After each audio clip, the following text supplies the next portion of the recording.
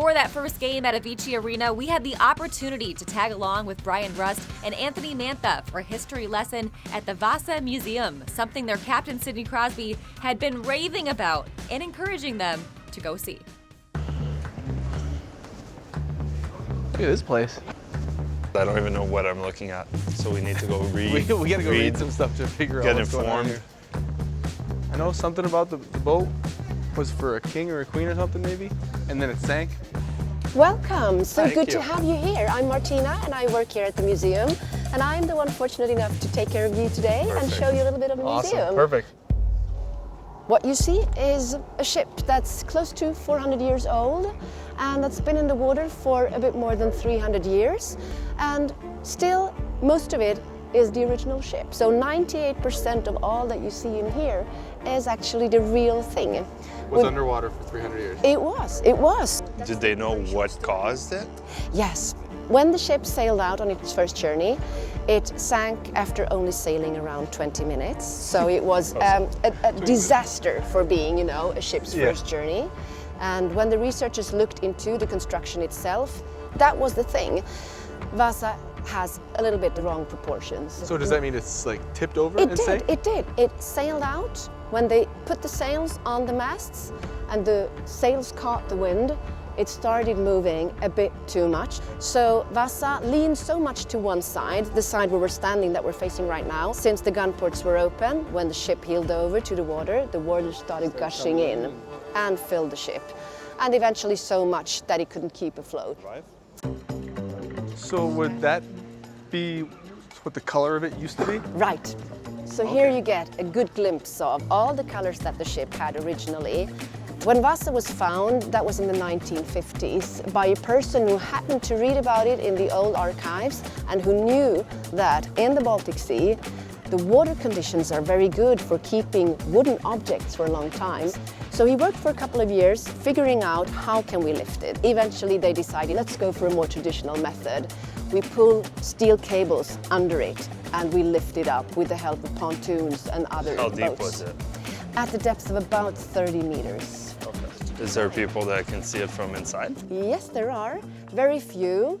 Are we part of that crew? I'm afraid not. I'm Aw, so sadly. sorry. It would be Had to lovely try. It was to had show to you. try. But it's a good question, and it's an important one. I'm glad you asked. This is what I wanted to show you. This is the back of the ship, and it seems perhaps a bit strange that the back is the most beautiful side of Vasa. But here in the back were the two cabins for the officers, the admiral, the captain, and the king. So we could say that this was the most important part of the ship if Vasa would have sailed the way it was supposed to. But it's still fully original? You guys didn't This is fully redo original, anything on yes, no. All these sculptures are not only here to make the ship look beautiful, they were also here to tell things. For example, you see that there are 3 crowns. That is the national coat of arms of Sweden from that time, and the 3 crowns are still used today. Our national hockey team is called Tre Kronor, which is 3 crowns. Yeah. At the very top, there is a young man holding out his arms. And that is the king himself, the king who commissioned Vasa. The king was in a hurry. The king wanted it on He the had water. a lack of ships. He wanted to have his ship as fast as possible. He Yeah. asked several times, when can I get the ship? Do we know how many years it took to build Vasa? We do, roughly 2.5 years. It was quite fast for being a ship of this kind. So they were probably under pressure and tried to work as fast And as you don't say no to the king. No, you don't. What's your stat today, your favorite one that we learned about? My favorite stat of the day? The fact that it was only built in 2.5 years. How about you? I think it's the amount of cannons there was. Yeah. Like it just looks like there was so many. Yeah. For a boat that wasn't technically just going to war, it was more to show off almost. Well, thank you very much. Yes, thank you. I'm so happy Thank to you give very you much. all of this, and I hope that you've been kind of able to follow me, but great to talk to you. Awesome, thank you very much. Thank you so much. Up next, we sit down with Erik Karlsson, who shares his memories growing up in a small village called Landsbro. Here, we don't just watch the Penguins, we live every tipped puck. Unbelievable. Every battle. You need more of this. every new prospect. This is a glimpse of the future. Everything you love about the Pens, we do too. I'm down here between the benches. You know what that means, Pens fans? Cheers to that. At the front, did they score? We manifested it. Stream the Penguins all season long on SNP 360.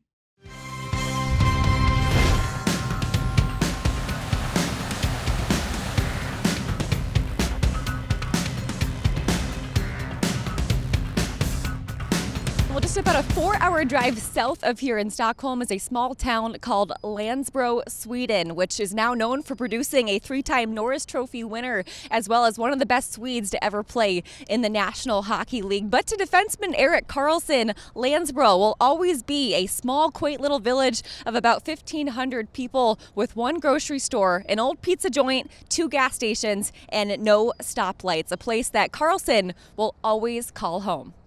Most people that live there stay there for life. If you move when you go to university, I think that's the only time that you get out and you probably don't come back. So most of the people are still the same people, and every time I go back, I pretty much know most of them. We grew up in a small place, lived on a farm for a while outside of the village, did a lot of outdoorsy things, and we had horses. We had pigs for a while, I think. We had a mountain goat for a while. That was pretty fun. Cats, dogs, no cows.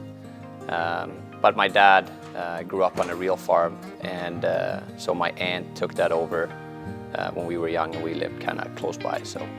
Erik and his younger brother Pelle were very active as kids, from swimming, tennis, cross country, skiing to soccer and hockey. They were never not doing something, and the hockey rink was attached to his school, which provided for a whole lot of ice time, preparing him for the big minutes he'd one day play in the NHL, even if he didn't yet know at the time that that was a realistic dream.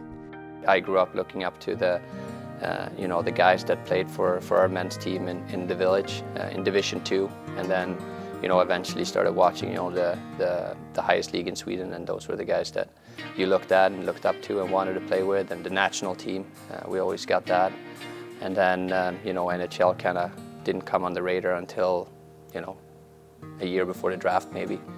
Karlsson may not have yet known the NHL was a possibility, but his father Jonas, who was an elite hockey player in Sweden and would later work for the nearby lumber mill that had helped put the town's ice rink together in the 60s, started to see the potential that Erik had at an early age.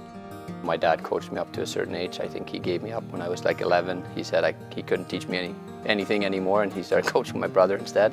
As he recalls it, I think he stepped aside when he realized that there was nothing left he could teach me. He said I was starting to get better than he ever was, and then obviously coming to Frolunda, I think that was the big one for me.